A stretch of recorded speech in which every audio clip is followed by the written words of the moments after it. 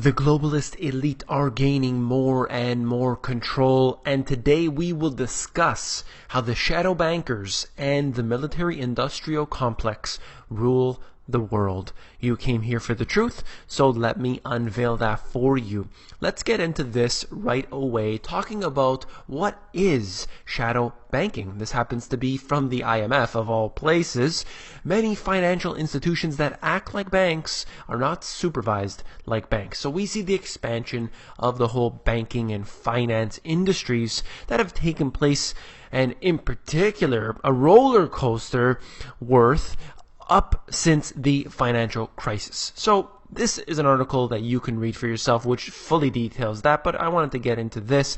They raise, that is, mostly borrow, short-term funds in the money markets and use those funds to buy assets with longer-term maturities. And this is just the tip of the iceberg in what they're doing, but essentially they're able to fly under the radar and not have to be regulated like the average bank would. And what the banks do, the normal banks, and their amount of derivatives that they hold is considerable, and when you add in the shadow banking industry, it simply is all about guessing. They don't know what really is out there, so of course they cannot assess the risk.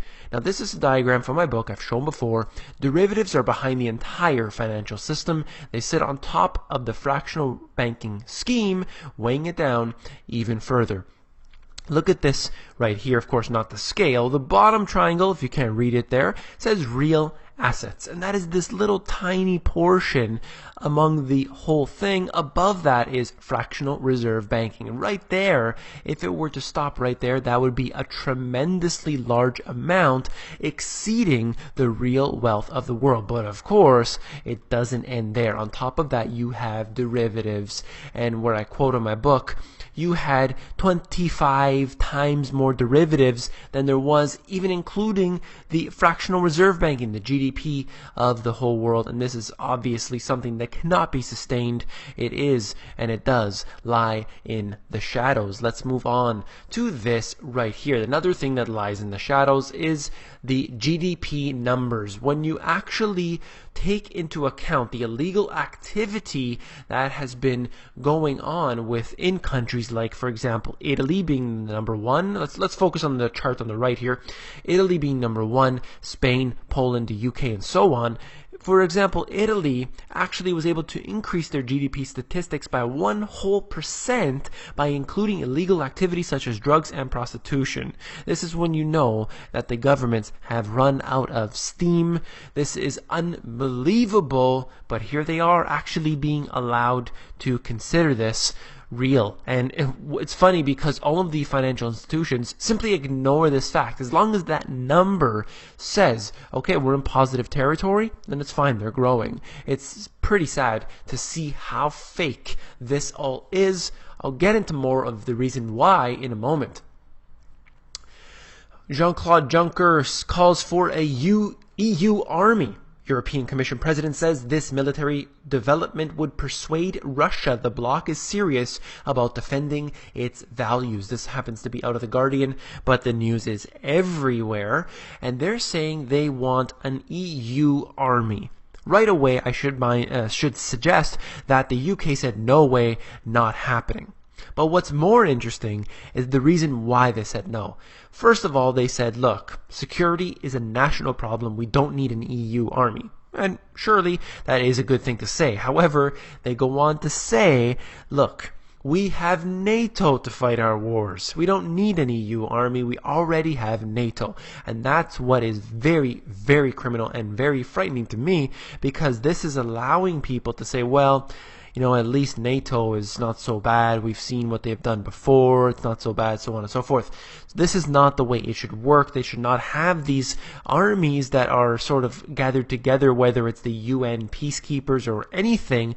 Each nation should have its own, and surely they can collaborate together, but they do not need to be under one umbrella like NATO, because we all saw what happened with Leon Panetta, where he said, look, we're going to go and seek out the approval of NATO, and they are going to decide whether we use the military, and that is so unbelievably criminal. Let's move on to this out of the Daily Mail. Put CCTV in every home. Householders should help us trap burglars, says Scotland Yard chief. We all know what's happened here, that the CCTV camera, all of the RFID chips, and everything else that's going in to spy on the average citizen is becoming more and more invasive and, of course, more pervasive everywhere that we go and as time goes on. And they want this to be in every single person's home, and they say it is to trap burglars. And in some way, yes, of course, that's true. They want to get the criminals. However, they're going to be spying on a lot of innocent people, and we see with all of these new Xbox systems and the TVs that spy on you, and the dishwasher that reports back to their head office, the light bulbs that are interconnected with these appliances, and all of this technology becomes so intertwined, so integrated with our lives, and we seem to forget the fact that they are in fact always listening to us.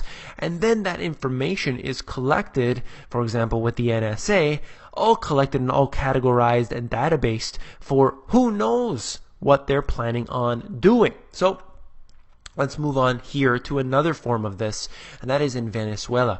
Venezuela will begin installing some 20,000 fingerprint scanners at supermarkets nationwide in a bid to stamp out hoarding and panic buying, which the government blames for long lines and widespread shortages of basic goods. That's right, you preppers out there, you are the reason why they're having problems. And you could see this. You know that this is going to happen in the US and in other major cities and countries around the world when they say it's the preppers.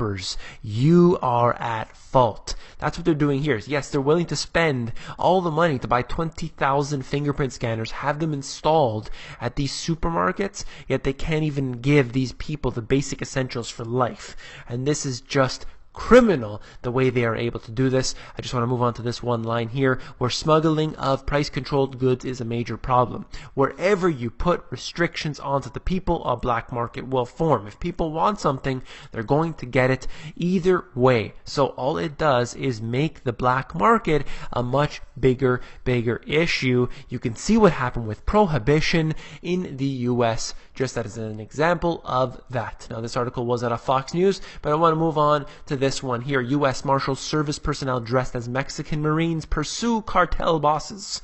This is out of the Wall Street Journal. You can read the article for yourself. I just want to make a couple points very quickly on this. The fact that the armies are used overseas in other countries.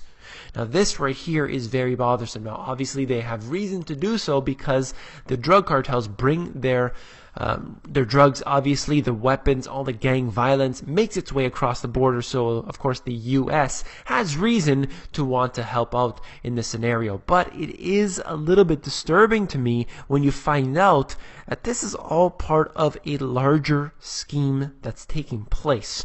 Let's look at this right here. I mean, you probably have seen this before, but for those who don't, this was shocking to me when it first came out. This is out of CBS News. Documents ATF use Fast and Furious to make the case for gun regulations. And they're really whitewashing it here. You can read the document for yourself. It's in this article. And essentially the Fast and Furious program was allowing the individuals to sell the guns, and the gun shop owners essentially to sell guns to people they knew would be bringing them through Mexico and back up into the US, doing this so that they can trace them and follow them back in. But the reason that they did this was actually to increase the gun regulations and stamp out the Second Amendment in the US. I couldn't believe it, but it is true, and it is outlined here in this document. They called it Operation Gunwalker in some cases. They also called it Fast and Furious. Extremely important information to show you how far they will go. But why? Why are they doing this all now? Well, this is all part of it. This is a book that I read that is absolutely incredible. It is a little bit outdated now, but the information is still valid. I recommend reading it. At the Crest of the Tidal Wave, written by Robert R. Prechter Jr., and a very informative book right here. And this is where it says that the overwhelming evidence of a historic turn, that the 200-year-old trend is peaking. So this is what he says, that we are looking at a very much longer wave that has taken place, and it isn't these, let's say, 7-year cycles. He's looking at, let's say, that long wave, or the Elliott wave, how he refers to it, and we are on a down cycle. Yes, there could be ups and downs along the way. There surely will be more bull markets, that's for sure, but the trend in a longer term scenario is downward, and that is definitely where it looks to be heading right now. This is just another diagram showing you the end game of financialization. Could we be at the peak, at least for a certain period of time? And I believe that, you know, they're really running thin on what they can do. The shadow banking industry is pushed to its limits. The military-industrial complex is in practically every single country. Where else can they do except go to the moon and Mars? So they're running out of space to expand, but surely we will see them expand, that's for sure. And essentially wanted to note the fact that when they are running short of time, they have to begin to control the people more and more. As the poverty continues to grow, they will put more and more control, and this is being done in every country that I can be aware of at this point, that they are simply using these methods to have complete control over the populace, so that when everything crashes, they'll be ready to punish the citizens. And that is happening right now. We are seeing it taking place today, and there is absolutely, positively no denying it. If you found this video informative, please give me a thumbs up. I have so much more information to cover. I also wanted to know that for the beginners type e-course, I'm working on these videos. I have one coming on bail-ins, hopefully within the next day or two. And I wanted to know what you think I should create videos about. Perhaps it's something you're interested in, or perhaps it's something that you know that you've consistently had to explain to family and friends. I'm talking about the basic entry-level type information. What is a stock? How do the derivatives work? So on and so forth. So I can get into these so you can just stop explaining it to the people over and over again and just send them a link and say, watch this guy's video. It'll give you a good explanation. Don't believe me, believe this guy, and that sort of thing. So this is what I would like to know from you. I would really appreciate that a lot. Now, if you're not already an insider, you definitely want to get in on there, because it's where I give out all my best intel for free. That's available at themoneygps.com. You just scroll down to the bottom, fill in your email address, and you get occasional emails from me with good, short, concise info.